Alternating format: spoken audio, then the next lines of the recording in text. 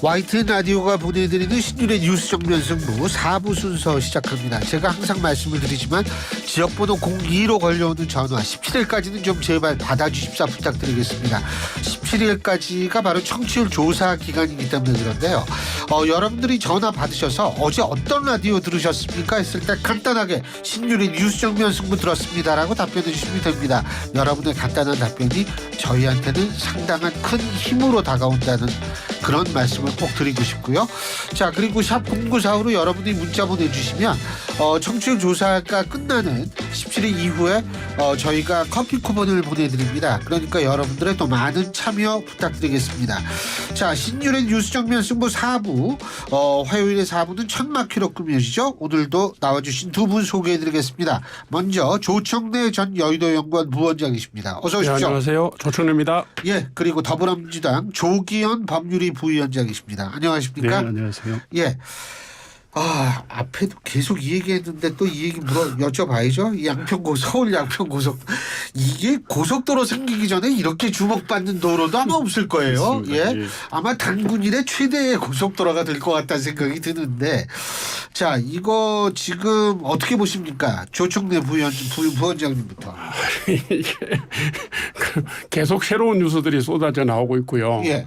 언론들도 취재 경쟁을 하면서 지금 하여튼 논란이 가중되고 있는데, 제가 볼 때는 민주당이 이게 기성전 김건희 논리 프레임 하다가 김건희 여사 이름만 나오면 와락 달라들어서 정쟁거리로 삼다 보니까 이게 지금 문제가 생긴 거라고 저는 봅니다. 왜냐하면 민주당 2년 전에 민주당 지역 당정협의회에서 국토부에다 건의했던 대안 노선들 3가지인가 있었잖아요. 그리고 지금 국토부가 이거를 완전히 노선을 결정한 상태도 아니고 전략 영향평가 문제라든가 지역 여론이라든가 국토 이용 계획의 효율성 문제를 가지고 최종 결정을 하기 전 단계인데, 예. 민주당이 김건희 여사 일가의 선산이 근처에 있다는 게 나오니까 이게 불을 질러버린 거 아닙니까? 근데 사실은 변경 대안으로 가서 강상 JC로 가더라도 강상 갈림목으로 가더라도 그 근처에 있는, 거기는 이제 입출입로가 없기 때문에 그 근처에 있는 선산이 땅값이 오를 리가 없다는 게 지역 부동산 관계자들의 대체적인 여론이고요. 강화IC로 가면은 김부겸 전 총리가 덕을 보고, 원안 종점 양서 JC로 가면은 정동균 전 민주당 군수 소속의 전 군수가 덕을 보는 이런 구조입니다. 예, 이렇기 때문에 이게 제가 볼 때는 민주당이 처음에 이게 김건희 일가 프레임 걸다가 자충수에 빠진 게 아닌가, 저는 사실 그렇게 보고 있습니다. 예. 예. 이 김건희 여사 땅이 먼저가 아니라요, 종점 변경이 먼저잖아요.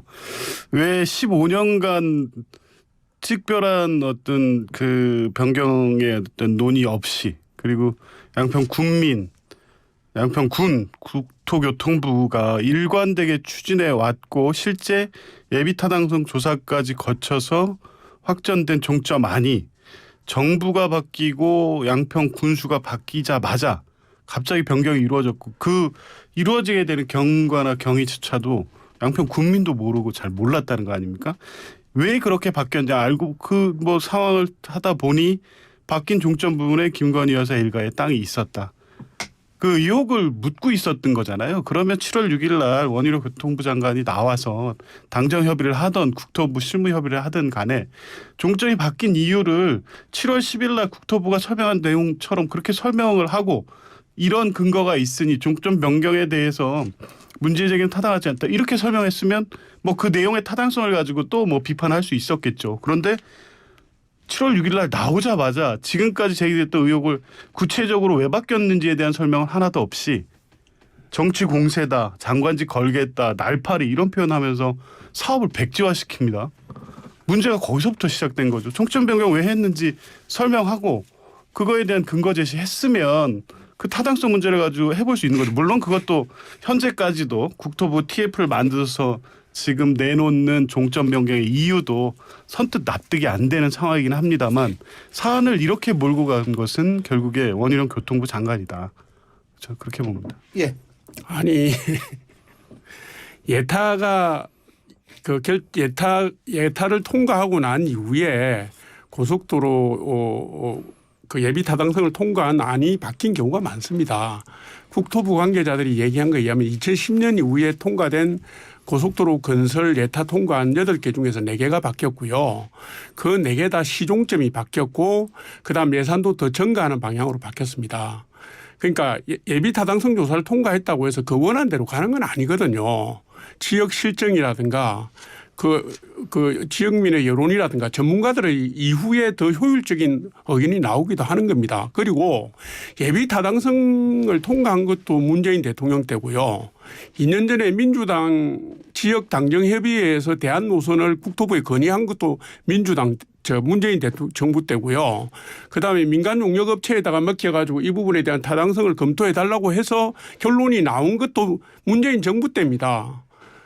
그때의 그 예비 타당성 조사 노선이나 구간이나 그 정보를 알 수 있는 것은 문재인 정부의 관계자들이나 여당 사람들이지 김건희 여사 일가는 아니었을 겁니다. 그러면 제 얘기는 다 좋습니다. 현안 질의를 하든 국토위에서 불러서 긴급 현안 질의를 하든 아니면 질의서를 내든지 해야지 내용 확인도 하지 않고 야당이 덜컥 특혜 주장부터 내세워갖고 국토부가 다 나서서 김 여사 일가에게 이익을 몰아주기 위한 것처럼 정치적으로 불을 지르는데 그러면 언제 객관적으로 물어봤습니까? 저는 이 순수가 잘못된 거라고 봅니다. 검증은 하는 건 맞죠. 그러나 절차를 밟아가면서 검증을 해야지 무턱대고 공격부터 하는 건 아니다 이렇게 말씀드리고 싶습니다. 예. 계속 하는 얘기가 이제 사실관계를 다 하나하나 다 짚어보면 금방 확인이 되거든요. 2021년에 민주당이 변경 노선을 제안했다는 얘기 강화 IC 문제잖아요. 네. 그거 다 나와 있지 않습니까? 그때 정동균 그 양평 군수 양평의 소리 인터뷰에 보면 원안 추진을 손대면 사업 자체가 흔들린다 안 된다. 그런데 IC에 대해서는 요구가 있으니 양평 주민의 요구가 잘 반영될 수 있도록 해야 된다. 그러나 원안 변경은 안 된다는 얘기를 인터뷰에 반복적으로 합니다. 그러니까 양서면 종점 변경을 전제한 무슨 그 새로운 변경 노선 강화 IC 설치를 위해서 변경 노선을 제안한 적이 없고요. 그리고 2021년 2022년 시점까지도 변경 노선에 대해서는 아무도 몰랐습니다. 그게 문재인 정부 때 알았다고요? 그리고 지금 말씀하시는 게 그 타당성 검사 실시 용역 한 설계 회사가 변경 노선을 결정하나요? 그리고 그게 2022년 3월 달에 실시 타당성 조사 용역을 줬고 그 조사 보고회는 정권 바뀐 다음에 했지 않습니까? 2022년 5월. 그러니까 그 결과를 갖고 이제 그 결과 보고서를 내놓으라고 하니까 아직 내놓지는 않고 있습니다. 그러니까 국토부가 설명하는 것처럼 경제성, 환경, 비용 대비 효과성, 그러니까 예비 타당성 조사 결과를 뒤엎을 만한 결과가 나왔다는 근거는 없고 지금 그 국토교통부 TF에서 그냥 설명을 하고 있을 뿐이어서 민주당이 그 근거를 내놓으라는데 아직 안 내놓고 있습니다. 그러면 이 변경된 경위 설명이 아직 안 되고 있다고 봐야 되잖아요. 근데 왜 이게 문재인 정부 때 다 이루어진 것처럼 계속 얘기를 하죠. 이루어지죠. 한 말씀만 더 드리겠습니다. 그 말씀하시고요. 아울러서 플러스 백지화가 철회될 거라고 보시는지도 아울러 답변해. 그러니까 이렇습니다. 뭐냐면 우리 조 변호사님께서 양평을 잘 아시는지 모르겠는데 저는 양평을 3년 동안 매주 다닌 사람입니다. 그걸 참고로 말씀드리겠습니다. 원안대로 가면 강을 2번 건너야 되고요. 상수원 보호지역을 지나가야 돼서 원안에는 IC를 만들 수 있는 공간이 없습니다. 그리고 두물머리로 모이는 관광객 수요를 대체한다고 그러는데 두물머리 자체가 양서면에 있습니다. 원안을 IC를 만들려면 강화면 쪽으로 돌려야 되는데 강화면으로 돌려서 양서 종점으로 가는 거는 지금 언론에도 나오고 있지만 L자고요. 비용도 더 들고 편익성도 없고 주민들에게 별로 도움도 안 됩니다. 양평을 아는 사람이 누구라도 선을 그으면요. 강화 IC로 간다면 강상 JC로 가게 돼 있습니다. 제가 그 말씀을 드리고 넘어가고 싶고요. 그다음에 민간에다 용역업체를 용역을 요청해서 용역업체가 용역 보고서를 정부에다 내는 그 과정에서 정부가 모를 수가 없습니다.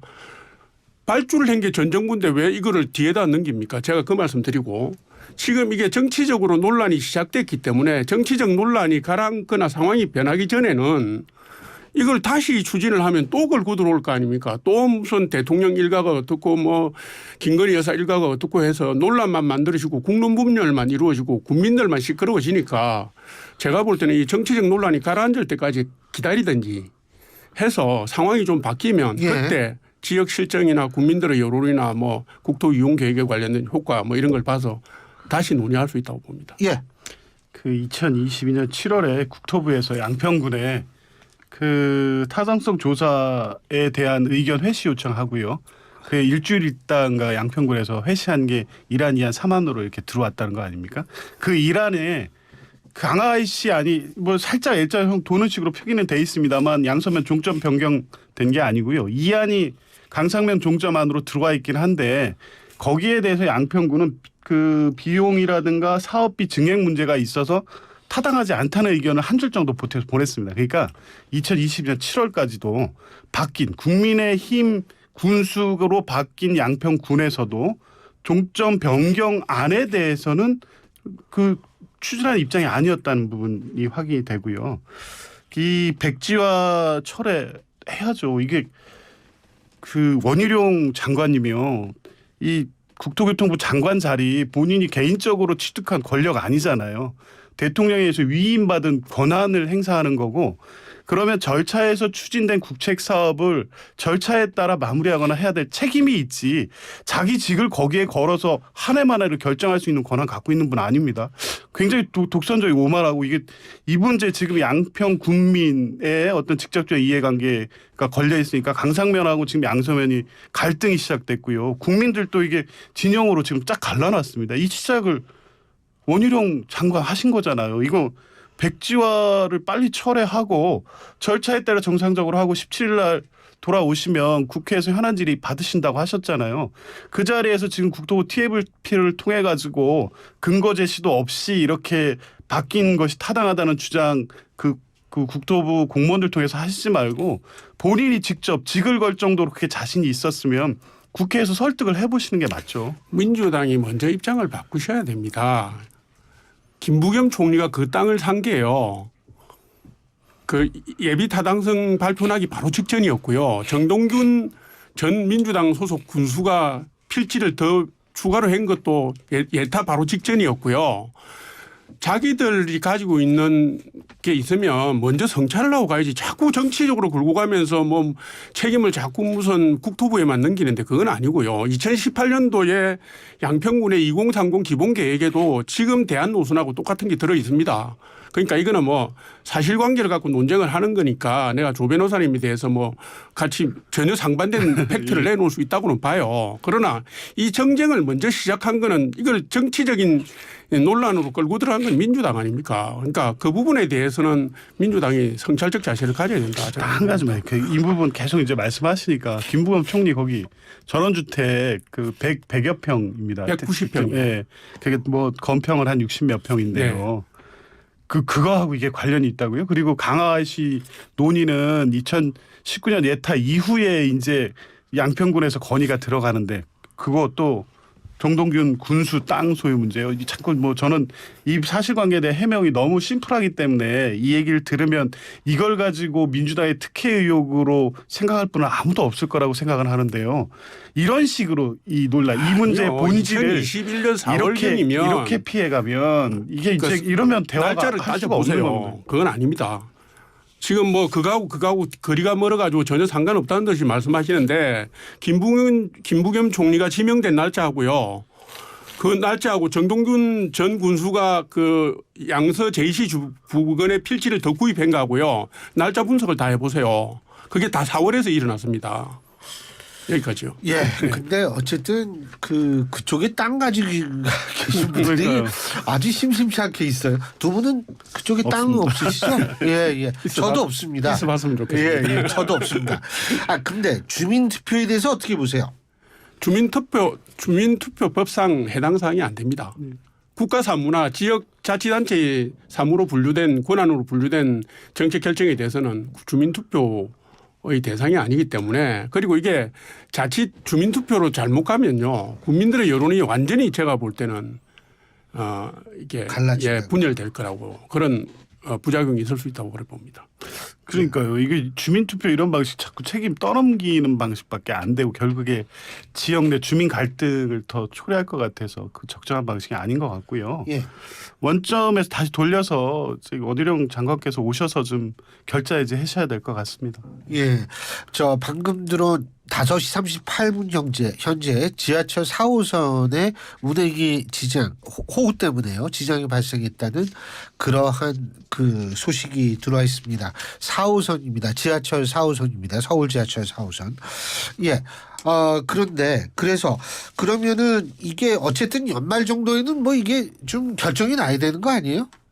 이게 이제 원래 2025년에 30초씩입니다. 예, 2025년에 착공하기로 됐으니까 제가 볼 때도 만약에 재개를 한다면 연말 정도는 돼야 한 1년 정도 착공 시기가 늦어지더라도 양평 군민들에게 큰 또 그 도로를 이용할 수 있는 서울 시민들에게 큰 차질이 없이 갈 수 있을 텐데 예. 사실 지금의 정치적 상황을 볼 때는 좀 염려스럽네요. 알겠습니다. 예. 뭐 당장이라도 되돌릴 수 있죠. 지금 뭐 그렇게 급하지도 않은 것 같은 분리징수 문제 대통령 해 순방 전에도 처리하시잖아요. 예. 그거보다 더 급한 문제 아닙니까? 돌아오시자마자 원희룡 장관 국회에서 현안 질의에 좀 응하시고 민주당 요구를 정치 공세라고만 치부하시지 마시고 예. 문제 제기된 의혹에 대해서 그리고 절차에 대해서 분명하게 설명하면 국민들이 납득하면 납득하는 대로 해결하고 원활로 가든 아니면 변경안이 그렇게 타당하다 하면 그걸 설득해서 타당성 조사 이후 절차 진행하면 되겠죠. 예, 잘 알겠습니다. 오늘 두 분 말씀 여기까지 듣겠습니다. 고맙습니다. 감사합니다. 예, 지금까지 조청래 전 여의도연구원 부원장, 더불어민주당 조기현 법률위 부위원장 두 분과 함께했습니다.